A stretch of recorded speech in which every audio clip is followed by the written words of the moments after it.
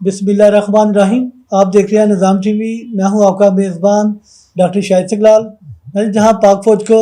अंदरूनी और बैरूनी चैलेंज का सामना है, वहीं पर मिशन की बहाली सबसे बड़ा चैलेंज है। इस वक्त हमारे साथ senior journalist economic affair Mohammad Nadeem बड़ी साहब मौजूद हैं। आइए उनसे जानते हैं कि इस बारे में वो क्या कहेंगे। अस्सलाम वालेकुम। वालेकुम सलाम। जी सर। डॉक्टर साहब, आजकल के हालात में जब देखिए, जब डॉलराइजेशन की अगर वैल्यूएशन देखें तो उसकी पकड़ाई नहीं हो रही। अगर हम यूरो को देखें, उसका रेट भी बहुत बढ़ता जा रहा है, और स्टर्लिंग पाउंड की हम बात करें तो वही बहुत ज़्यादा बढ़ता जा रहा है। इस सिलसिले में जो पाकिस्तान के ज़ख़ीरा अंदोज़ों ने डॉलर की डॉलराइजेशन को छुपाया हुआ था, और ख़ास तौर पे वो जो एक्सपोर्ट कर रहे थे करीबी मुल्कों में, ख़ास तौर पे अफ़गानिस्तान में, जिससे हमारी डॉलर की वैल्यूएशन जो बढ़ती जा रही थी, हमारे रुपीस की जो कदर थी वो बहुत नीचे जाती जा रही थी। जिसकी सीधी सी मिसाल आप इसलिए ले लें कि तकरीबन आज से चंद सालों में एक 8 लाख रुपए की गाड़ी बनने वाली जो 26 से 32 लाख रुपए तक पहुंच गई, जिसका वैगनार हम कहते हैं। मैं समझता हूं कि पाकिस्तान में इतनी छोटी छोटी चीजें जो इतनी कम कीमत में मिलने वाली थी, हमारे डॉलर की इन्हांसमेंट की वजह से हमारे यहाँ जो कुछ लोग हैं जो डॉलर से पैसा कमाने के नशेई हो चुके हैं, कि वो ज्यादा से ज्यादा इस नशे की तरफ पहुंचते हुए ये मुल्की हालात और मुल्की इस्लाहात और मुल्की बका को भूल जाते हैं, और वो ये चाहते हैं कि हम ज्यादा से ज्यादा डॉलर को एक्सपोर्ट करके या उसको रिच करके, या उसको जब उसकी डॉलर की प्राइस बढ़े तो उस वक्त मार्केट में पेश करें, जिससे हम ज्यादा से ज्यादा पैसा कमा सकें। मैं समझता हूं इस सिलसिले में जनरल आसिम मुनीर साहब ने जो एक बहुत ही बोल्ड स्टेप लिया है, जिसको मैं बहुत अच्छे और बाशिगाफ अल्फाज में एक खराज तहसीन पेश करूंगा, कि जिन्होंने खास तौर पर हुंडी माफिया और खास तौर पर ये जो एक्टिविटी जो डॉलर को छुपा कर डॉलर की एक आर्टिफिशियल क्रिएशन करके, जो उसे शॉर्टेज करके और उसकी रेट की डेली का रेट बढ़ा के प्राइस, जो रुपीस की प्राइस जो वैल्यूएशन थी उसको डाउन करने में जो एक किरदार अदा कर रहे थे, जिससे पाकिस्तान की मईशत डूबती ही चली जा रही थी। इस सिलसिले में मुझे बहुत अफसोस के साथ ये बात करनी पड़ती है कि पाकिस्तान की रुपीस की जो वैल्यू जितनी जितनी डाउन गई, उससे ही डॉलर ऊपर बढ़ा। जिससे डॉलर ऊपर बढ़ा तो हमारे ज़र मुबादला के जो ज़खायर हैं कि वो बहुत डिफरेंस में आए, और पिछले दिनों की अगर हम वैल्यूएशन करें तो हम 4 से 6 अरब डॉलर की वैल्यूएशन के साथ काम कर रहे थे, कि जिससे हमारा मुल्क डिफॉल्ट की सूरत पे गिरदाना जाता था। हम पूरे पाकिस्तान जो पूरी दुनिया में डिफॉल्ट की एक्सपेक्शन की वजह से बहुत नकाती हो रही थी। तो मैं समझता हूँ कि जनरल आसिम मुनीर साहब ने जो ये स्टेप लिया है, ये हुंडी का कारोबार करने वाले और जो डॉलर की जखीरा अंदोजी करने वाले लोग थे, उनको पकड़कर FIA की मदद से उनको पकड़कर लोगों को मजबूर कर दिया कि छुपाए हुए जो डॉलर थे वो मार्केट में वैल्यूएट करके, तकसीम करके, और उसकी रुपीस वापसी कन्वर्जन करके रुपीज की कदर आप देख रहे हैं कि पिछले 15 दिन में कितनी बढ़ी है। अगर रुपीज की कदर बढ़ती है तो मैं समझता हूं कि रुपीज की कदर बढ़ती है तो हम पूरी दुनिया में अपने स्टैंडर्ड को मेंटेन करते हैं। नदीम बट साहब, यहाँ पर आपको ये भी एक पूछेंगे कि जनरल आसिम मुनीर साहब ने हाल ही में पाकिस्तान बिजनेस कमेटी के मुख्तलिफ वफूद से मुलाकातें भी की और मिशन की बहाली के लिए सलाह भी उनसे ली कि कैसे बेहतर किया जाए। मगर यहाँ पर सवाल एक ये भी पैदा होता है कि डॉलर कम होने से अभी तक जो होना चाहिए, किसी प्राइस से कम होनी चाहिए, कीमतों में कमी जिस तरह से होनी चाहिए वो नजर नहीं आ रही। देखिए, ये स्टेप बाय स्टेप की एक वैल्यूएशन है कि इसको बढ़ते हुए भी, खासतौर पे मैं बात करूंगा जो हमारा अमदादी प्रोग्राम IMF के थ्रू था, वो उसकी एक से 2 साल की वैल्यूएशन थी। जो पिछली मराहल में जितनी गवर्नमेंट ने काम किया, उन्होंने जितनी सख्त शराइत के साथ अपनी इवैल्यूएशन अपनी धौंस और धांस बैठाकर अपनी इक़्तिदार की नशे में जो भी उन्होंने IMF के साथ जो प्रोग्राम किए, मैं समझता हूँ कि पाकिस्तान की आवाम को भेड़ बकरी की तरह बेचने के मुतरादिफ था, जिससे मैं समझता हूँ कि पाकिस्तान की आवाम की जो डिवैल्यूएशन पूरी दुनिया में हुई है, कि उसके लिए अल्फाजात नहीं है कि जितनी बुरी इवैल्यूएशन उस सिलसिले में हुई है। तो इस सिलसिले में अगर जनरल आसिम मुनीर साहब ने ये इवैल्यूएशन की है कि अगर डॉलर को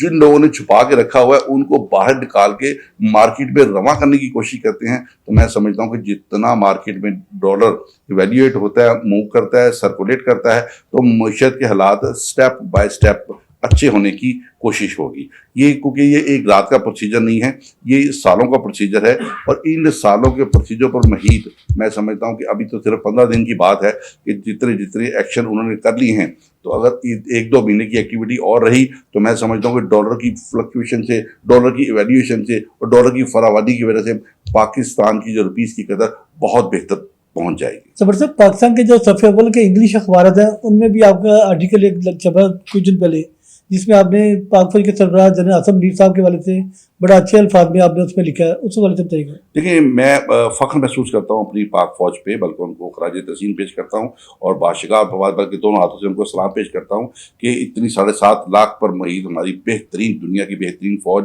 जिससे बहुत से लोग, जिससे बहुत सी डरपोक कौमें उनसे कांपती हैं और उनकी अच्छी इस्लाहात से डरती भी हैं। और ISI की बात की जाए तो वो मैं समझता हूँ दुनिया की बेहतरीन एजेंसी है कि जो ज़्यादा से ज़्यादा बेहतर तरीके से काम करती है। तो जिस सिलसिले में जनरल आसिम मुनीर साहब ने जो इवैल्यूएशन की है, ख़ास तौर पे जो उन्होंने बलूचिस्तान से जो एक ईरान के ज़रिए एक स्मगल होके आने वाला जो फ्यूल था, उस पे उन्होंने कोर कमांडर बलूचिस्तान से जब बात की कि भाई इसको रोक के, स्ट्रिक्टली रोक के, कि अब हमें ज़्यादा से ज़्यादा लोकल पेट्रोल इस्तेमाल करना चाहिए, कि उससे सिर्फ देखिए उसके फ़वाइद सिर्फ चंद लोग इस्तेमाल कर रहे थे। जो मैं समझता हूँ कि डेली बेसिस पे करोड़हा लीटर पेट्रोल जो था ईरान से तकरीबन 17 से 22 रुपये का पर लीटर पेट्रोल हमें पहुंचता था। तो आप इससे अंदाज़ा कर लें कि उनकी दिहाड़ियाँ डेली बेसिस पे कितने अरबों रुपए की थी। अगर सिर्फ चंद मखसूस लोग ये दिहाड़ियाँ लगाते रहेंगे तो मैं समझता हूँ कि ना तो हमारे सियासी और ना ही हमारे जो एक एक्टिवेट काम करने वाले लोग हैं इससे मुस्तफ़ीद नहीं होंगे। अगर मुस्तफ़ीद नहीं होते तो मैं समझता हूँ कि हमारी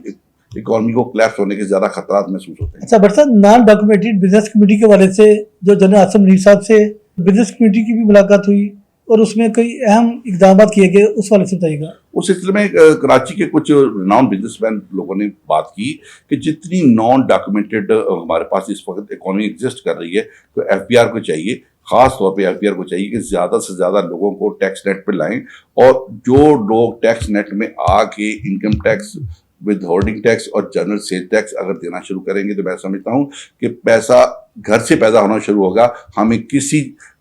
दूसरे मुल्क से हमें ये राह नहीं तकनी पड़ेगी कि हम उनसे जाके, ख़ासतौर पे IMF से या किंग सुलेमान से जाके हम रोज़ाना के तौर पे जाके हम उनसे पैसे मांगते हैं। जिस तरह पिछली गवर्नमेंट पे आपने देखा कि वो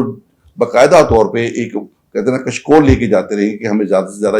इससे पैसे दिए जाएँ कि हम इससे मुस्तफ़ीद हो सकें। मेरी आराय इस सिलसिले में ये होगी डॉक्टर साहब कि पाकिस्तान को खुद कफील बनाने के लिए पाकिस्तान की इंडस्ट्री को फ़रोग़ देने की बहुत सख्त ज़रूरत है और इंडस्ट्री को ज़्यादा से ज़्यादा अच्छे पैकेज दिए जाएं उनके ख़ास तौर पे, जिस तरह चाइना ने किया था। चाइना ने 2008 में अपने क्लस्टर्स हब को बिजली फ्री कर दी थी, लेकिन यहाँ पाकिस्तान में एक ऐसा तूफान आया हुआ है कि तकरीबन 55 रुपये पर यूनिट बिजली अगर मिलती है आम इंसान को, तो मैं समझता हूँ उसने डेवलपमेंट क्या करनी है, इंडस्ट्री क्या चलानी है, बनाना क्या है, और बनाने के बाद लोकल मार्केट तो एक आम सी चीज़ है। अगर हम एक्सपोर्ट्स में नहीं आते, हमारी एक्सपोर्ट्स इन्हांस नहीं होती, तो हमारी एक ज़र मुबादला के ज़खायर नहीं बढ़ते, और अगर ज़र मुबादला के ज़खायर नहीं बढ़ते तो हम दूसरे मुल्कों से बहुत पीछे रह जाते हैं। और इसकी छोटी सी मिसाल हमारे साया ममालिक से ले लें, हम सिर्फ $7 अरब की एग्जिस्टेंस के साथ काम करने वाले लोग, वो तकरीबन $750 अरब की एग्जिस्टेंस के साथ काम करने वाले, ये इतना बड़ा गैप मैं समझता हूँ। इतना बड़ा गैप अगर इन इकोनॉमीज में हो तो क्यों कर पाकिस्तान तरक्की कर सकता है। जनरल आसिफ साहब को फिर अप्रिशिएट करूंगा कि उन्होंने अपने स्टिक डंडे के जोर से कि इन लोगों को इस तरफ माइल कर दिया है कि छुपाई हुई चीज़ें बाहर लाएं, ज़ख़ीरा अंदोज़ी ख़त्म करें। और ख़ास तौर पे मैं यहाँ जिक्र करूँगा चीनी। अब चीनी 215 से 25 रुपये तक पहुँच चुकी थी। अब जब उन्होंने ज़्यादा से ज़्यादा चीनी के गोदामों में जब छापे मारे हैं तो चीनी जो ज़ख़ीरा होल्ड की हुई थी चीनी, वो वापस आई है और अब तकरीबन 155-175 रुपये के रेट से चीनी मिलनी शुरू हुई है। तो मैं समझता हूँ कि जनरल आसिम मुनीर साहब को पूरा पाकिस्तान हाथ उठा के दुआएं दे रहा है कि उन्होंने इतने अच्छे काम किए हैं कि लोग एक वक्त की रोटी भी मुश्किल से खाने पर मजबूर थे। अगर इस तरह अगर चीज़ें सस्ती होंगी गरीबों की दुआओं से, जनरल आसिम मुनीर साहब अगर ये काम करते रहेंगे। बट साहब, बिजली चोरों के खिलाफ जो ग्रैंड ऑपरेशन हो रहा है उसके हवाले से आप क्या कहेंगे? इस सिलसिले में मुझे बड़ी खुशी है कि देखिए हमारे अगर बिल के ऊपर देखते थे कि हम सेल्स टैक्स, मैं तो पर्सनली सेल्स टैक्स अदा करता हूं, तो सेल्स टैक्स की एक बड़ी सबसे अच्छी बात बताऊं डॉक्टर साहब, सेल्स टैक्स हमारी एनुअल रिटर्न या मंथली रिटर्न के ऊपर सेल्स टैक्स की रिडक्शन रिवर्स हो जाती है, लेकिन कई लोगों को शायद इसका पता नहीं है। अब देखिए एक्शन ऐसी जो भी बिजली चोरी होती है उसका जितना लाइन लॉसेस का जो रेंट है या जो उसकी पेमेंट है वो आम इंसान जो आम कंज्यूमर है उसके बिल में डाल देते हैं। इस वजह से लोगों ने सड़कों पे खड़े होकर अपने बिल भी फाड़े और उन्होंने कहा हमने बिल नहीं देने। अब देखिए कराची की बात करें तो लोगों ने डायरेक्ट उनके साथ कुंडे लगाए हुए हैं। अगर हम बात करें लाहौर में लोगों बहुत सी फैक्ट्री ऐसी हैं जिन्होंने डायरेक्ट सुई गैस के मीटरों के बल्कि डायरेक्ट अपने पाइप लगाए हुए हैं और खास तौर पे उन्होंने बिजली के ऐसे कुंडे लगाए हुए हैं कि वो रिमोट कंट्रोल कुंडे हैं और मीटरों के साथ एडजस्टमेंट है। मैं समझता हूँ कि ये सब ये टेक्नीशियन और टेक्नोलॉजी जो है ना, ये हमारे जितने वापडा के मुलाजमीन हैं उन्होंने इनको कन्वर्ट की हुई है और बाकायदा उनसे मंथली लेते हैं और जितनी बिजली चोरी होती है वो आम इंसान, आम जो भी इंसान हो उसके बिलों में डाल के एडजस्ट करने की कोशिश करते हैं। मैं समझता हूँ इस सिलसिले में ज्यादा से ज्यादा इस चीज का ऑपरेशन होना चाहिए और जितने लोग बगैर पैसों के बिजली चलाने की और चोरी करने की कोशिश कर रहे हैं उनको इतनी सख्त सजाएं मिलनी चाहिए कि किसी के भाई का हक खाने की जो सजा होती है वो जरूर उनको मिलनी चाहिए। बहुत शुक्रिया। खुदा करे कि मेरी अर्ज़ पाक पे उतरे वो फसले गुल जिसे अंदेशा अतवाल ना हो। तो नाज़रीन, इसके साथ ही अपने मेज़बान डॉक्टर शाहिद इकराल को इजाज़त दीजिएगा। फिर मिलेंगे एक नए प्रोग्राम में एक नई शख्सियत के साथ। अपना रखिएगा ढेरों सारा ख्याल। अल्लाह हाफिज़।